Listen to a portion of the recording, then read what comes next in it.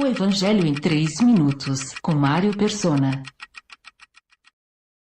Depois da revelação de que Jesus é o Messias esperado por Israel, os discípulos são exortados a não divulgarem essa informação, pois ainda não era a hora dele se manifestar como o Messias vitorioso. Antes de vir como Rei de Reis e Senhor de Senhores, Jesus precisa passar pela morte de cruz. E é da cruz que ele fala no versículo 23, porém agora se referindo aos seus seguidores. Se alguém quiser acompanhar-me, negue-se a si mesmo, tome diariamente a sua cruz e siga-me. As pessoas costumam dizer que tem uma cruz para carregar, referindo-se a uma doença, sofrimento ou problema. A expressão tem sua origem nesta passagem, mas a rigor não é o que Jesus está querendo dizer aqui.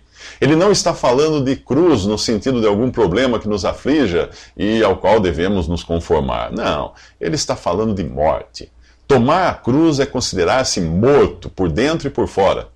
Naquela época, quem visse alguém carregando uma cruz minutos antes da execução podia dizer, sem medo de errar, esse aí já está morto. É assim que o cristão deveria se apresentar, como alguém que diariamente expõe sua condição de morto para este mundo. E é este o significado de tomar diariamente a sua cruz. Há, porém, um outro significado, outro aspecto, além dessa expressão exterior de morte. A mesma passagem diz, negue-se a si mesmo. Isto nos fala da negação interior, do reconhecimento de que o meu eu está morto e já não dou ouvidos para ele. O assunto é tratado com mais detalhes em 5 passagens que falam da cruz na carta aos Gálatas. Em Gálatas capítulo 3, versículo 1, é dito que Jesus Cristo foi exposto como crucificado. E é este o ponto de partida da nova vida do cristão.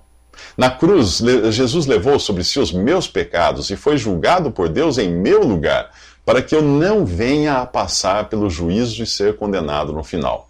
Se você não tem certeza de que Jesus morreu na cruz e que ali levou os seus pecados, é porque você ainda não creu nele como seu Salvador. Você continua achando que não é tão pecador quanto fulano ou cicrano e acredita que no dia do juízo Deus irá ponderar o bem e o mal que você praticou para decidir o seu destino eterno. Você ainda não entendeu para que Cristo morreu.